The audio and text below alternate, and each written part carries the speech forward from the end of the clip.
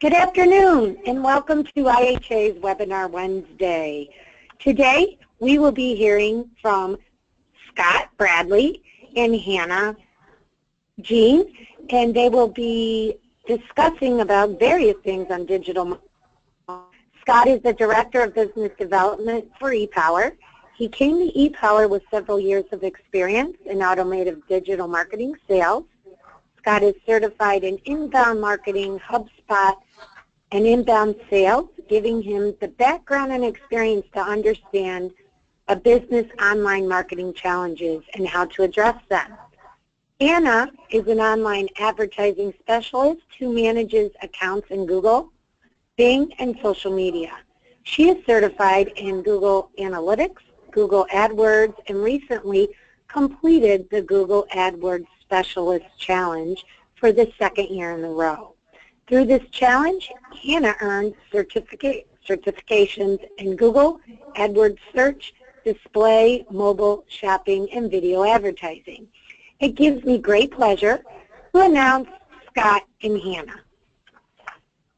Thank you so much, Ginny. I appreciate it. And we want to thank everybody who's attending for listening to us today. Hopefully you guys gain a lot of insight from what we have to say. So the goal of this webinar is to discuss how Housewares brands can utilize online marketing to effectively sell products online and in stores. So we're going to walk you through what your customer's journey to the sale might look like and how you can use online marketing to achieve your ultimate goal of selling your products. Just to give you a quick background on who ePower Marketing is. So we're an online marketing agency that's been around since 1998. We started 3 months before Google did, so to date us a little bit there, but we've been working with the Housewares Association since 2000. A little bit more about who we are and what we do. We're an inbound marketing agency, SEO, advertising, really anything to help drive traffic, leads, and sales for the businesses that we work with. As you can see here, we're HubSpot marketing software certified, inbound certified, Google Analytics certified, and we're also a Google Premier partner. And what that means is we are a top level of Google advertising partner. We manage a lot of advertising. We've been doing it successfully for a long time. We got this certification, or this badge, I guess, earlier this year, so it's really exciting for us.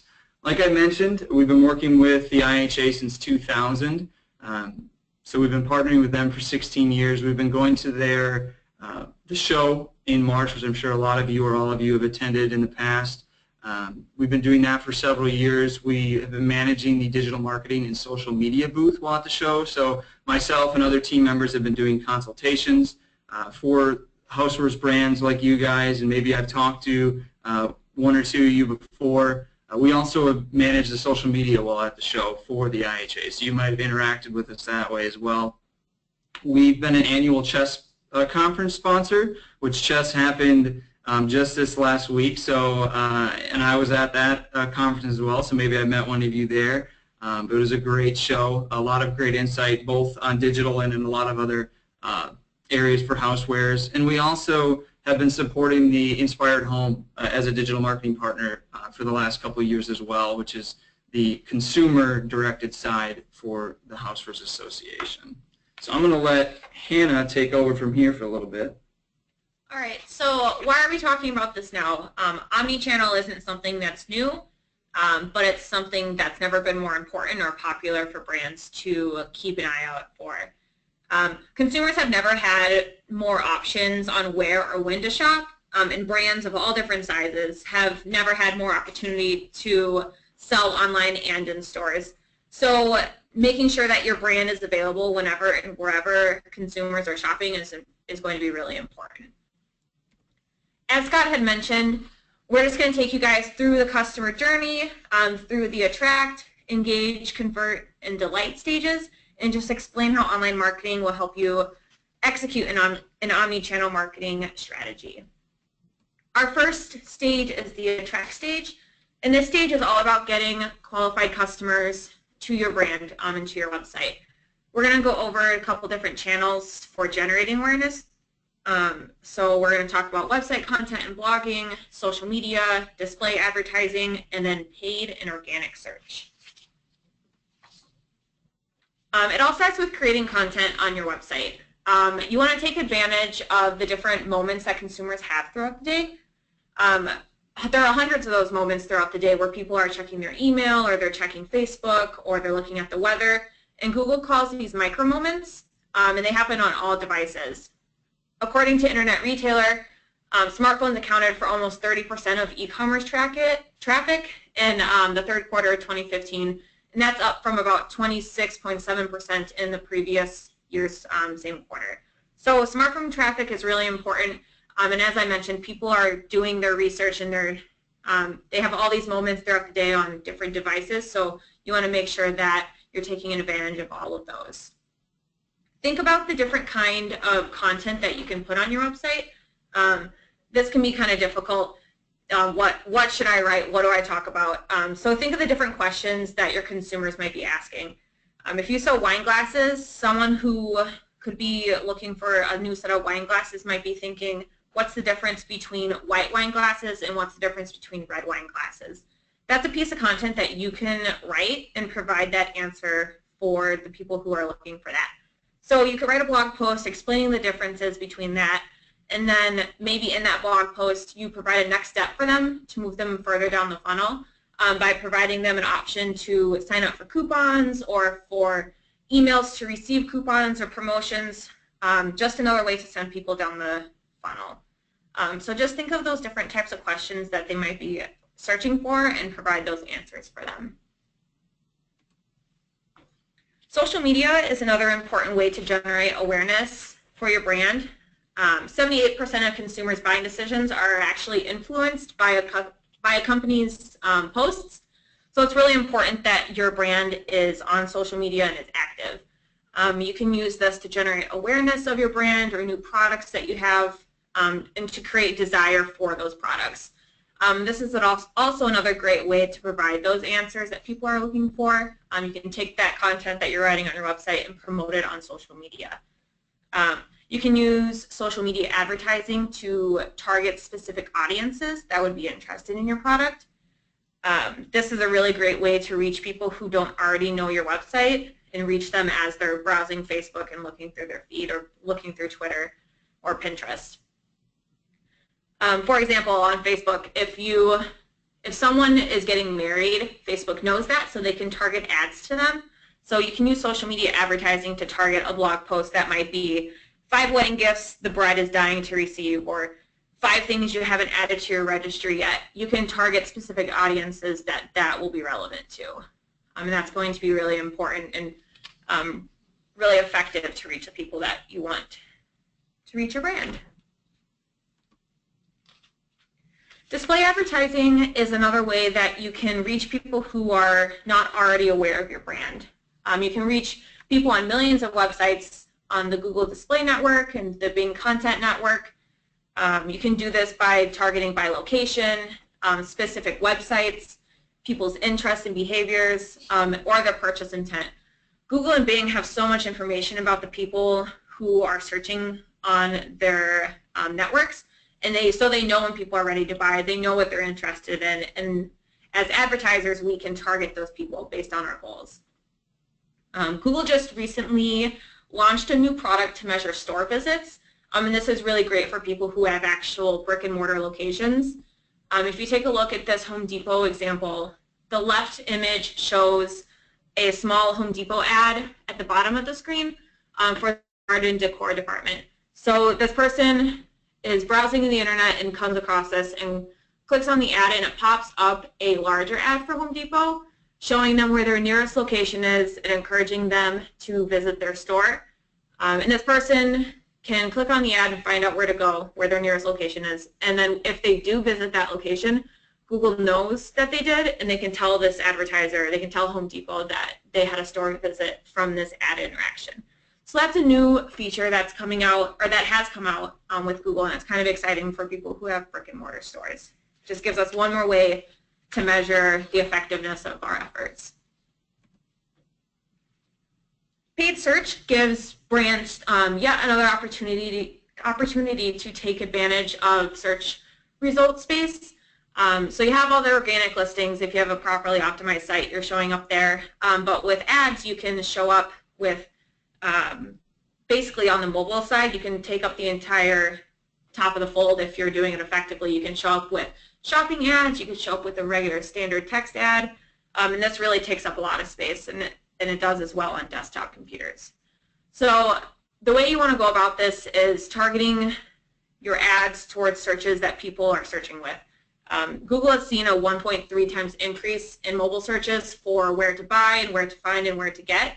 So you want to target those types of searches based off of the products that you have. And this goes along with those micro moments that I had mentioned earlier.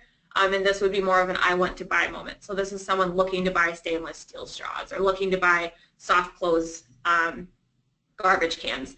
So once you identify these moments, it's easy for you to figure out what the next step you need to take. And then once you get them on your website, you need to make it easy to buy or to take them down further in the funnel with whatever step you want them to take next, whether it's setting up for coupons or making a purchase. Organic search is another important item that helps you generate awareness for your brand. Having a search optimized presence earns trust with your audience and credibility. Knowing that you're showing up there and that your site is properly optimized and you have good content for your consumers, Google will reward you with search positions for that, making you more visible. So if you're showing up on the first search results page, you're getting so much more exposure than those on pages after that. Over 71% of search results, over 71% of searches in the first page receive a click, and that's compared to over 5.5% for pages 2 and 3. So it drops a lot once you hit that second page, third page. So making sure that the content on your website is search optimized is so important. And I think one other thing to mention here, when we talk about organic search, a lot of you might know that Amazon now, and obviously Amazon's important for the housewares industry, Amazon gets more product searches now than Google does, or Bing, search engines in general. So you might ask, well, why would I even worry about showing up on Google? Why wouldn't I just focus my attention towards Amazon? And the biggest reason, and this is why it's important in the awareness stage, is consumers are still asking those questions in the awareness stage. They're asking a lot of the questions that Hannah had mentioned earlier, where to buy a product, if they want to learn more about a type of product, maybe they have questions about cooking or different things that you can provide answers to so that they know about your brand, so that when they go to Amazon and are doing those product searches, then they see your brand and they're familiar with you from the searches they did before. Right. That's a really good point. If you're standing in a store and you see just this wall full of, different pots and pans and stuff, and you're not sure which brand is the best or what the difference is between different features, you're going straight to your phone to do that research. And if your brand who sells those products is showing up on that first page of organic search, giving them that information, they're more likely to go and do more research about your brand and maybe even ultimately purchase from you. So after you've attracted all of these people to your website and your social pages, it's time to interact with them and keep them interested in your brand. We're going to talk about how you can do that with social moderation, using website analytics to make decisions, and how remarketing and email marketing will help you with this as well. So with social moderation, people are very vocal on social media. They say what they're feeling, they say what they like, what they don't like. So this is something that you need to keep an eye on with your brand and with the industry in general. And you need to think about how you can take these conversations or what these people are saying and turn them into meaningful conversations. And doing this shows that you care about your customers and that it's kind of like your brand is like their friend. So social media can kind of give that feeling that you really care about them, that they're not just a number. So when you keep an eye on industry trends that are happening on social media, this kind of helps you come up with content to write or maybe even new products or changes to your current products. One recent example that Samsung has was when they released the Galaxy Note 7, they had done all of this research on what people wanted in a new phone. And they didn't do it just on social media, but they used social media for this research. And when they announced the launch of the Galaxy Note 7, they went back and found tweets that they had used, and they said, look at this is the Galaxy Note 7, this is what you're looking for. So that's what the example on the left shows, and that tweet is actually from a couple of years ago, so they really dug to see what people were looking for in a phone. And then I'm sure everyone has read this, but Samsung has had issues with the Galaxy Note 7, and so they've taken to social media to address those issues as well. I actually had to dig a little bit for this because obviously they don't want to flood their feed with responses to negative things, but they are responding to some of the negative comments about this. So it's a nice mix showing that you're interacting with people in a good way and when they need help. Taking a look at your website analytics is really valuable. The data that you collect on your website and your social accounts, your advertising accounts, gives you so much information to work with. You have demographic and interest data that shows you what your audience is interested in. This can be really valuable. You can see if the people who visit your website are cooking enthusiasts, or if they're shoppers, or if they love home decor. And all of those kind of fit within the housewares industry. But you can also see if there's different interests that aren't related to the housewares industry, or at least you don't think they would be, and then use those to your advantage as well. So you might see that a lot of people who purchase on your website, who are active on your website, are also outdoor enthusiasts or pet lovers. You might have the opportunity to use that information to put content on your website that people would be interested in reading and somehow tie it back to your brand. That takes a little bit of creativity, but that's just a fun way to use that information effectively.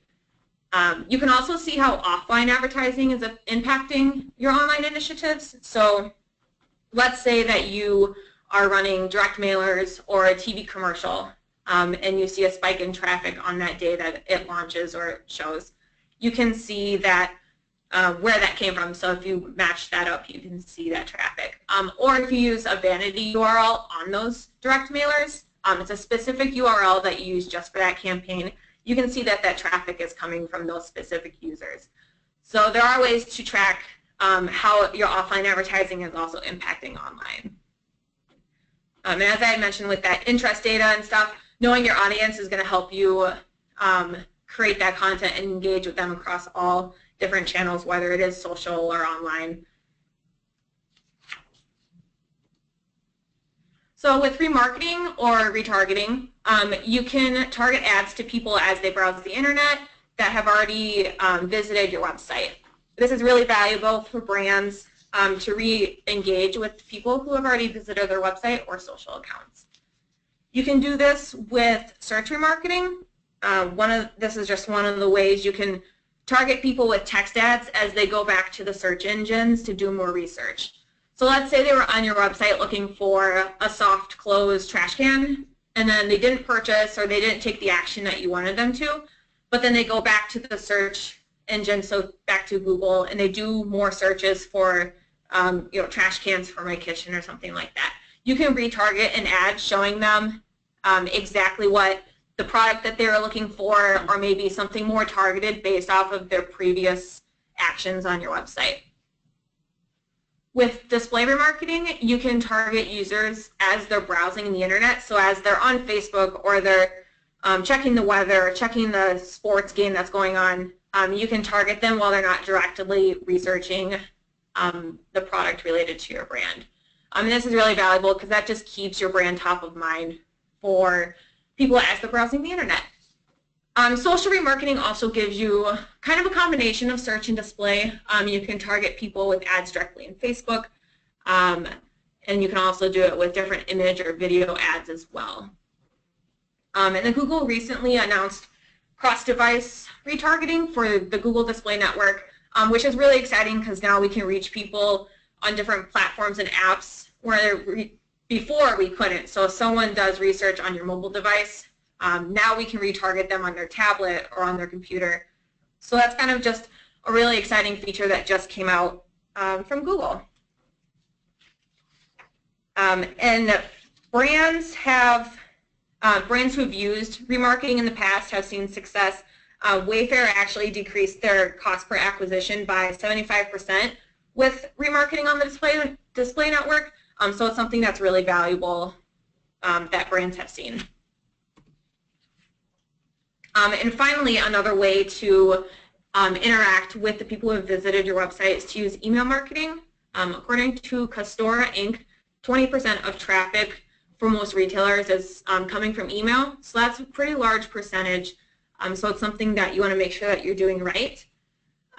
So the way that you can use your email list to re-engage with people is to personalize the emails that you're sending to them. You add their name to the email, add any information that's relevant that you know about them so that they know that you're talking directly to them. If you take a look at this GNC example below, they called me out by name, which is a good start, but then they also knew that I had recently purchased protein in store. So they said, Hannah, we know you have protein, so you're good with that, but here are some products that'll also help you with your workout. So I thought that was a really great example of personalizing the email and knowing exactly what I wanted to see. You can also use your email list to target ads on Facebook and Google, and this is really valuable too because these are already the people that are interacting with your brand, and you can create really customized ads for that. And then, as you know, you can send out special coupons and promotions via email as well.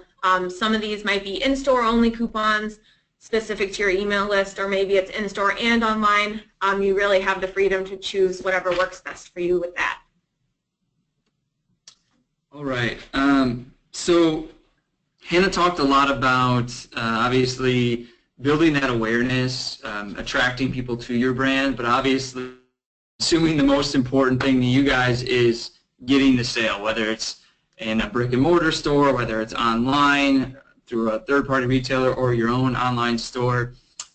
The thing is, in the housewares industry, as you all know, it's very competitive. There's a lot of different brands selling similar types of products. If I was in person and I asked you all to raise your hand, and for those who sell a product that nobody else sells, there probably wouldn't be a lot of hands in the air. Obviously, you all have your unique traits, but really, when we think about converting people into sales, we think about what makes what you have unique when the consumer gets to the store, or when they get to your website, or when they get to Amazon. And that's really important in the conversion process. So we're going to talk about these 4 key areas: CRO, or conversion rate optimization, content that's generated by users, so things like reviews, analytics, and then also the benefits of online advertising when we talk about conversion. So when we look at CRO, or conversion rate optimization, the first thing I want to point out here is a stat from Moz, which is a marketing software company. They say that the average e-commerce conversion rate is 1.4%. Now that's going to vary obviously per brand, and that number, the value of that number is going to vary depending on your profit margin, what you consider a conversion. If it's for e-commerce, typically it's going to be somebody who buys a product who ends up purchasing in the cart. It could be a lead, though, through the website. That's really just a baseline to look at and to measure your conversion off of. But something that's really important to note from an e-commerce perspective here is that most people are still buying via desktop. They're most comfortable putting their credit card information, going through that entire process on their desktop. So you really want to make sure that your desktop website, while we really need to focus on mobile, and I'll talk about that, you want to make sure that your desktop, the way that the website looks, is attractive, and it makes it easy for people to convert. Whether it's you have a online store on your website, or you're just trying to direct people to your online retailers that you partner with. The other side of things is when we think about mobile, and that's where you see about half of website visitors happen on mobile. So when we look at mobile visitors, we think about people who are maybe on the subway going to work, or maybe they're out to eat, or maybe they're in the store looking at a product. You want to make sure that the mobile experience that they have on your website is a good one, and that they're able to engage well and not be confused when they're on that mobile device, because pretty much everybody has a smartphone attached to their hip at all times nowadays, and you want to make sure that you're able to engage with those types of consumers. And the best way to adjust, to increase your conversion is to test. And so you want to focus on website testing, focus on things like your calls to action, your landing pages, your forms on your website. Are people converting when they get there? Are people clicking on those calls to action? Are they completing that process through the shopping cart? When they get to a landing page via an online ad, are they moving on to the next step? And some things to really look at when we think about conversion and website testing and things you might want to test. First and foremost, you want to make sure that your website is responsive, and what I mean by that is it's mobile friendly. So you have a website that looks great on desktop, works well on desktop, but it also works well and the same on mobile. You want to think about things like using, for the desktop users, that 74% of people who are still converting on desktop, make sure you're using the full screen. Make sure you're having an attractive and engaging website. Make sure it looks like it should be in 2016. You want to make sure that your calls to action are eye-catching. People are seeing those, they're engaging with those, maybe a bright color, something that sticks out to a consumer to say, hey, I should click here or I should go here. And then, like I mentioned, you want to have a clean website, good use of images. It shouldn't just be look like a giant Word document that you might have written an essay for school. You want to make sure that there's good images, it's clean, it's fresh, it's appealing to the eye is really important. So shifting to user-generated content, I think this is extremely important because consumers are the biggest advocate for a brand.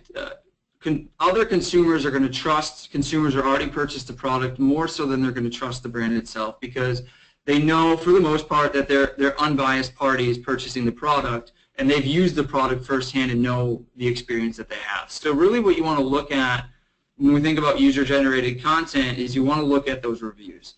You want to make sure that you have good reviews on the website, whether that's incentivizing consumers to fill out reviews in an email that you send them post-purchase, maybe with some sort of discount or other products that you might have to offer, but just engaging with consumers to get those reviews so that consumers in-store and online, when they're looking at your products, they see those reviews and it gives them a higher opportunity they're going to buy your product. When you look at these statistics here, both in-store and online, 82% of smartphone users are consulting their phone for purchases. So for instance, not long ago I bought a humidifier for my children's bedroom, and I was at Walmart. I don't know the first thing about humidifiers or what's a good one, what's not a good one, and so I went right to my phone. So I'm one of that 82% who consulted their phone. But I'm also part of the 39% who was reading reviews about these products. I wanted to know what other consumers' experiences were with the product. And then I ended up buying a brand based on the experience of other consumers. And then when you think about online, it goes even higher than that. It's more convenient. When I'm on my desktop, I'm buying a product. There's typically, if I'm on Amazon, there's reviews right there. Hopefully your website, there's reviews accessible to consumers so that consumers can see what's going on, and it's a lot more accessible for these consumers to get reviews when they're online purchasing the product, obviously. And it goes up even higher when we think of bigger ticket or lifetime type products like cookware, maybe crock pot or a kitchen mixer, things that consumers look at to last them a lifetime. There's a higher chance that they're going to read reviews about the product, so you want to make sure that you're there, that consumers are writing about your product.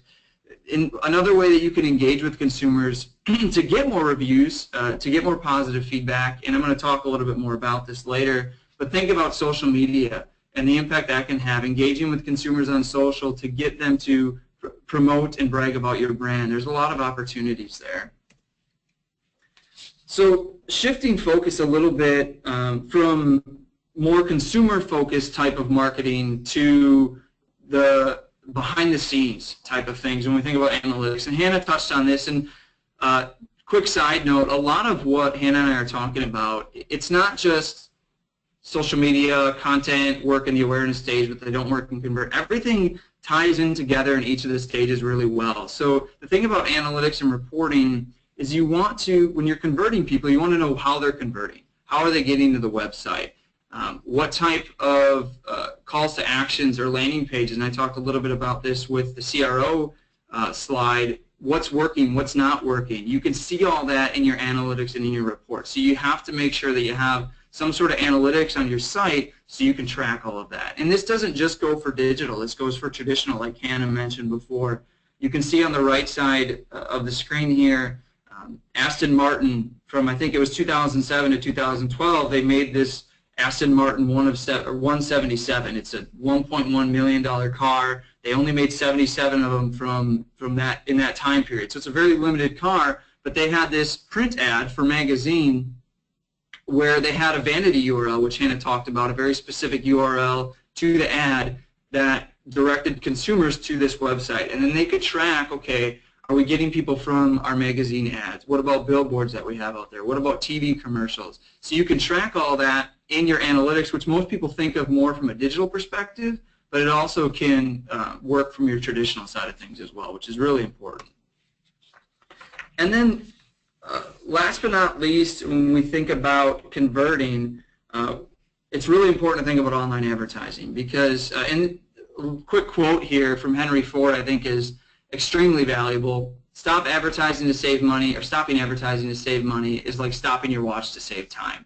And you might think, well, Henry Ford passed away in the 40s. How is this relevant to online? The thing is, advertising 100 years ago, 200 years ago, the impact is the same today. A lot of the shift has just moved to online, and it's really important that you're meeting consumers where they are. And that's the benefit of online advertising. And Hannah touched on this earlier, is you can really meet consumers where they are in their buying process. Are they looking for more information? Are they ready to buy? You can really target consumers that way.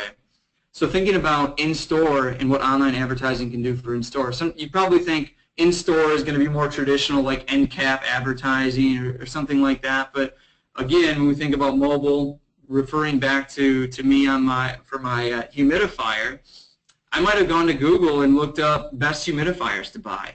And if you, as a brand that sells humidifiers, is showing up in those ads, you're in those maybe in these in the shopping ads, which I'm going to talk about in a second, or just in search ads, it's a higher likelihood that I'm going to see that, and I'm going to click on that, and I'm going to learn more about you. And then when I'm in the humidifier aisle and I see that your brand is associated with an ad that I just saw on my mobile device, that brand recognition, I know about that brand now. So kind of shifting gears now to consumers buying online, when we think about bottom of the funnel or converting advertising, we think about things like shopping ads. You can see that on the right side. So if I'm a consumer and I'm ready to buy a tea kettle, I just don't know where I want to buy it. So I type in where to buy a tea kettle. You'll see all these different shopping ads that show up on the top of the screen, traditional retailers like Macy's and Target and Walmart, Bed Bath. But then you also see a brand, Fellow, is showing up in that first spot on the left here as well. So it's not only retailers that are vying for these shopping ads, it's also brands themselves. If you have a website and you want people to buy from your website, this is a great opportunity to compete with these brands. If you compete with price, if you compete with quality, you can get people to your website who are ready to buy.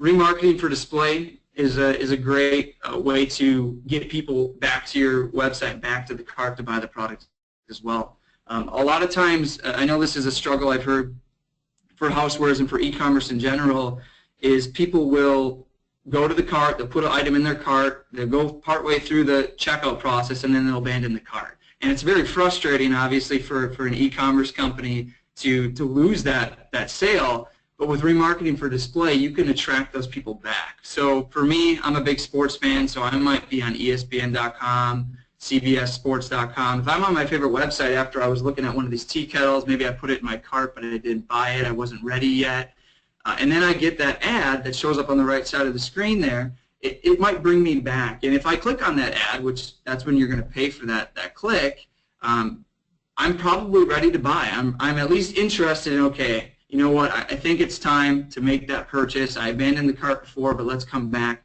It really gives you that opportunity to stay in front of and stay top of mind for consumers.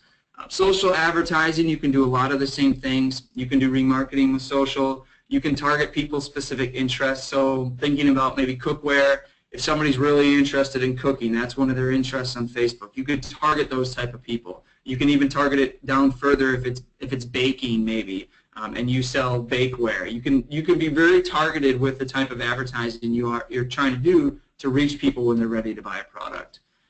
One other thing that's worth mentioning, it's a little bit more niche, but it's definitely worth mentioning, is location extensions. So location extensions are more focused on if you have a physical location. So you might be a brand that not only sells on your website, you sell on third parties, but you also have your own brick and mortar store. Location extensions are great for when people are doing searches and then your ad pops up. They'll also be, your address will be located as well, so they know exactly where to buy the product. It's not just you can buy from our brick and mortar store, here's our address as well. This is oftentimes used for major retailers are probably going to use these types of things, and so if you sell products in major retailers, it's going to be to your advantage. But for you specifically, if you have a brick and mortar store yourself, definitely using location extensions with your ads is important. So then we move on to delighting that customer that you just obtained. So a lot of times I think people think about, okay, we have to attract them, we have to engage with those consumers, and then we have to sell to them, and then our job's done. It shouldn't be done at that point. You want to bring them back for more. A lot of you probably sell more than one product. You probably sell products that go well together oftentimes. And this is where delight's going to come into play. You want to keep bringing people back for more. Thinking about things like email, social media, content. These are all things that we've talked about, but they're very, very valuable in bringing people back. So I'm going to touch on these 5 areas for delighting customers. So thinking about email marketing, email is huge because it's one of those areas where once you sell your product to a customer, let's say they buy a product on your online store, you get their email information. It gives you that opportunity to now continue to engage with that person. Obviously, you want to be careful on how much you engage or what you're engaging with, but it gives you that opportunity to continue to engage with them. Like Hannah showed with the GNC email that she got, very personalized message to her, specific to what she had bought before. Something that's really interesting that I found when doing some research, next to abandoned cart emails, review requests are the most effective at converting sales. So you might think, well, I already converted the consumer, how is a review request going to then convert them again? Well, it's because when consumers choose to write a review for a product, they get that review request, they write the review, you continue to be top of mind to that consumer, so if you have other products available, they're coming back for more. Something that you can do in those review request emails is not only have a request for a review, but show similar products that might fit with the product they bought. Maybe you sell kitchen mixers, and you have 800 different attachments that you sell with that kitchen mixer. They only bought the kitchen mixer. Let's show them more attachments to that mixer. The biggest detriment, though, for a lot of brands and retailers is that only 20% of you guys are requesting reviews after purchase. So that's a huge downfall, a huge missed opportunity to get more sales and bring people back. And this also goes back to the convert stage when we're talking about new customers. You want those reviews out there so new customers are seeing that product out there and they're seeing those reviews out there. And not every single person that you request a review from is going to submit that review, but the more that you do that, the more reviews you're going to get. Something also to note with email marketing is coupons. So not only requesting reviews, but also promoting products and giving out coupons to consumers, current customers. So again, thinking about that kitchen mixer, offer a coupon if they buy the food processor attachment or the grain mill attachment to that mixer. Maybe 20% off those types of products are going to be valuable. This is something that's traditionally been done with in-store purchases or with mailers. I know I still receive the Val Pack in the mail with 800 different coupons. I'm sure a lot of you do as well. Maybe you put some coupons in the Val Pack, but those types of things have been traditionally done with mailers and in-store and are still done that way, but can also be done with email. Somebody who does coupons and promotions really well is Kohl's. I'm sure a lot of you have shopped at Kohl's, and if you're a Kohl's card member, you'll get either once a month or once every other month, you'll get a huge discount, 30% off of your next Kohl's purchase. If you're not a Kohl's card member, that discount goes down to 15%. So what Kohl's is doing, they're doing an advantage to being a member, a card member, a credit card holder for their brand, their stores, which brings people back. If there's that incentive, okay, I could shop at Kohl's and get 30% off with similar products, or I could shop at another store where I don't get that same percentage off, I might remember. If you have those same types of incentives or rewards programs, you're going to keep bringing people back for more because you're always top of mind. They have your card in their wallet, or you're getting those rewards emails from you. Shifting gears to social media. Social media is a great tool or a great resource for every single phase of the buying cycle, especially the delight side of things, because when you're talking about delighting on social media, a lot of your followers, your fans, are people who have probably purchased from you in the past. That's why they're a fan of yours, because they know that you have a good product to offer. So you want to make sure that you're engaging with these consumers. Maybe you're offering promotions, you're promoting new products, or you're doing fan-only promotions. For if you're a social media fan of ours, we're gonna offer you this type of promotion, this type of discount, or contests. Maybe you're doing a 7-day getaway to some exotic location. You can do those for your fans, your social media fans, engaging with those people. Also, it's really important to engage on comments, or if somebody tweets at you, if somebody complains about a product, or if they say good things about your product with Facebook reviews. You want to make sure you engage with those consumers. A personal experience that I have, you can see on the right, this is a tweet from me a couple of years ago now. We live in Wisconsin, that's where ePower is located, and we love our dairy up here. So my wife and I were craving ice cream like we often do, and so we go to the store, we buy a carton of Kemp's chocolate chip cookie dough ice cream, expecting that obviously that there'll be cookie dough in this ice cream. It's hard to tell from the picture, but trust me, there definitely is no cookie dough in the ice cream. So I'm sure we enjoyed the whole carton anyways, because it was still ice cream and had chocolate chips in it. But I was just curious what Kemp's would do if I sent them a tweet. So I tweeted at Kemp's. You can read the tweet here. I never heard a response back, not even a sorry for the inconvenience, or that won't happen again. Just something that says, you know what, Scott, we view you as an actual person, a customer that we care about. That would have gone a long way at building my trust with Kemp's and building a long-standing relationship with Kemp's. I mean, I buy ice cream all the time. If I would have had that great experience with them, even though I had a poor experience with the type of ice cream I bought, if they reply to me, it makes me think that, hey, I'm one of a kind to them. I'm really important at Kemp's. So just engaging with consumers is extremely important. And Hannah mentioned that before with Samsung. Samsung is obviously in a tough place right now, but they're trying to make right, and they're engaging with these consumers on social media. Content marketing. This is huge. In 1996, I believe it was, Bill Gates coined the phrase "content is king," and that's not more. It's more true today than I think it ever has been.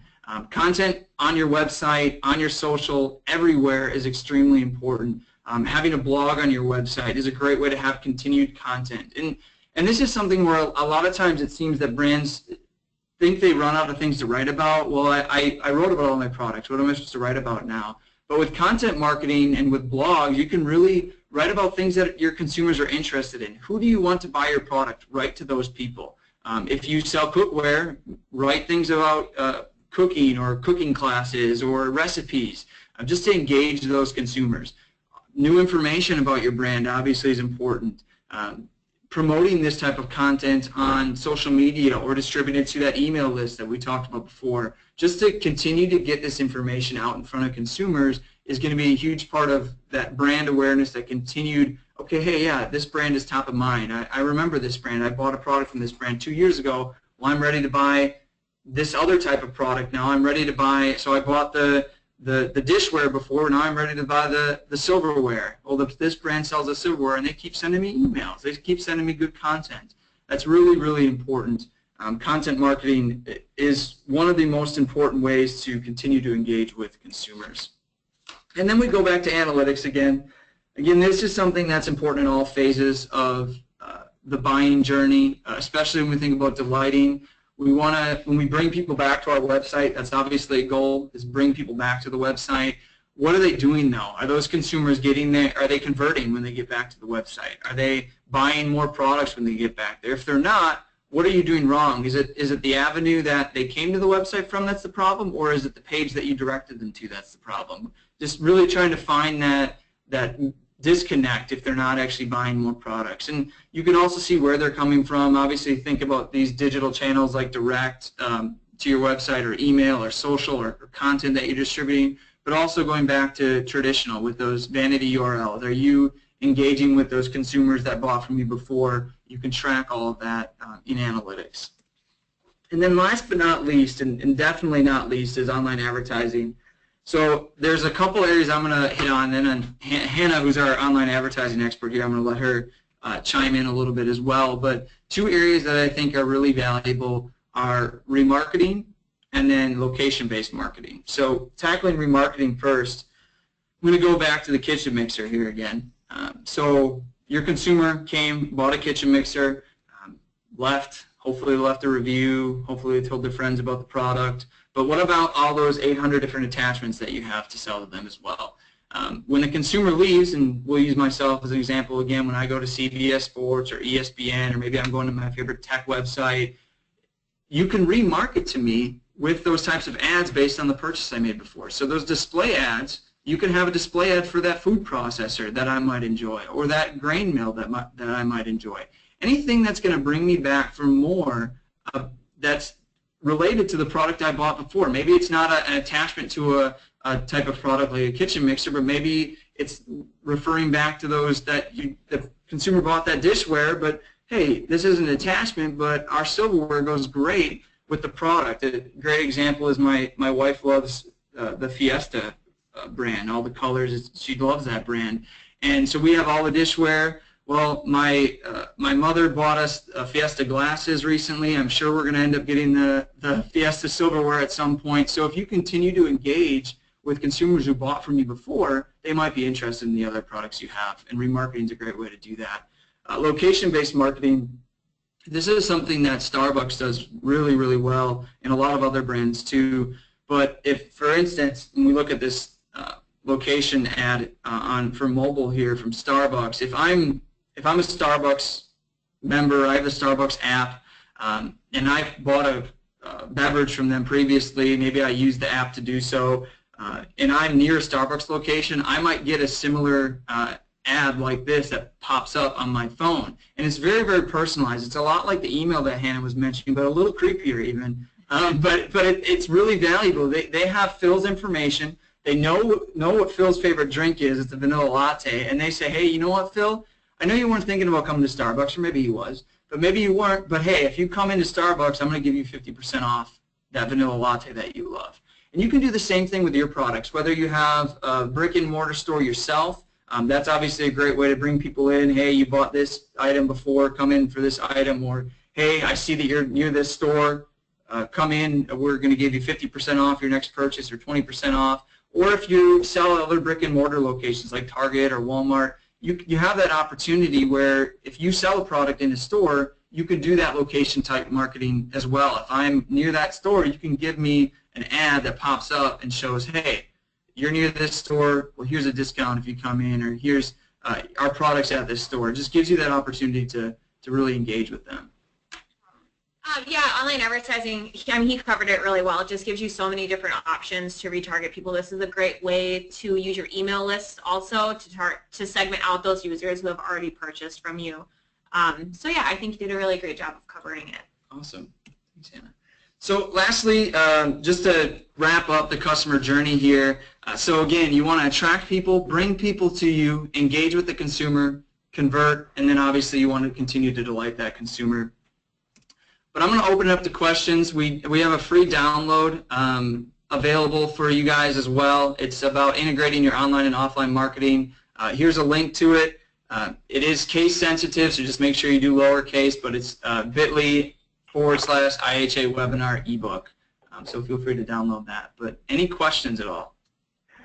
Okay, Scott and Hannah, how would you use email marketing and coupons as a wholesale company and a brand rather than a retailer or physical store?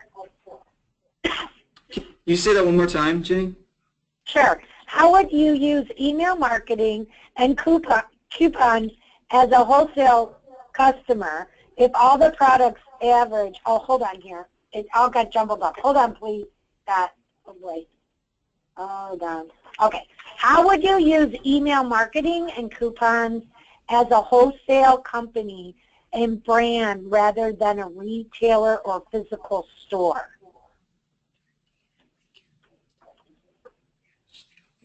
So I think it's a great opportunity. You can, if you have the consumer's email information, you can send them emails specifically for your brand, for your product, and it actually, I think, is to your advantage if you're not selling through a retailer to give them coupons for the specific brands that you have, engage with them with email for the specific brands that you have. Again, that content promotion with email marketing is going to be huge as well. So I think there's a huge advantage if you're not selling through a retailer there. Okay. How do you keep control or be alerted to all comments said about your brands across so many social media sites? There's a couple of different tools out there that you can use to monitor all of that. Hootsuite is one of them. You can link up your Facebook page, your Twitter account, Instagram, and then it gives you options to kind of segment out those conversations and really keep track of it. You can keep track of people who directly mention your brand or who are commenting on your posts. You can track specific hashtags even, or even just key phrases. So there are some tools out there that you can use to keep it all in one place, and that's another place that you can respond to those people too. All righty. For offering coupons to current customers, if all our products are average $400, no attachment but parts purchase is available, most likely they won't buy another product from us. What are other ways we can re-engage our customers? I think a lot of what we talked about with content, social media, just continuing to be relevant to them, continuing to give them information. It doesn't always have to be some sort of discount to bring them back. It can be valuable information, something that they anywhere else where you can provide that insight. It doesn't, and this is something, and we talked earlier about I came from automotive, and something we talked with our car dealers all the time is you want consumers to have that car as an experience. So something like with Subaru, they were a big dog lover car. So we always talked about dogs and the benefits of dogs for those Subaru websites, and it doesn't always relate directly with the car, but it relates to the consumer who's interested in that vehicle. For Housewares brands, the type of shoppers you're trying to reach, have content, have information that they're interested in, and really be a valuable resource to those consumers. Okay, great. A few more here. What user activities do you measure in website testing in relation to conversion rate optimization slide? So some of the things that you can test on your website, I think Scott had mentioned a couple of them, but maybe some different call to actions, even the colors of different items on your website are important, or they help people make decisions whether they know it or not. So let's say you have a blog post that you wrote, and maybe it is the one about different things to add to your wedding registry, and then on that blog post, and then you're not sure where to put a call to action to drive people further down the funnel. So you could have two different landing pages where the only difference could be where that call to action is, and then you test which one performs better. That's just one example, but you can test maybe like the title of the blog post and how that affects how people interact on your site.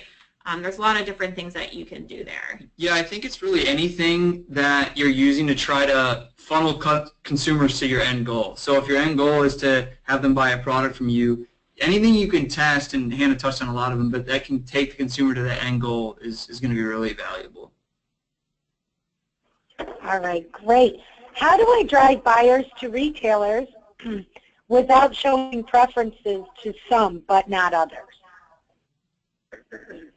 So I think one of the things that is important, if you're going to specifically try to drive to retailers. So let's say you have a list of retailers on your website. I think it's really valuable that you do list them all. Obviously, you don't want to annoy a retailer, but if you, now a lot of times your profit margin is going to be higher on your own website, and I know that's a trend that some Housewares brands are trying to shift to. So if you can put a lot of the promotion into yourself, that's going to be extremely valuable. But if you do choose to drive people, if you don't have an online store, or you really want to send people to Amazon or Wayfair, but you also sell at Williams-Sonoma and Bed Bath, you need to promote all of them semi-fairly to make sure that everybody's happy.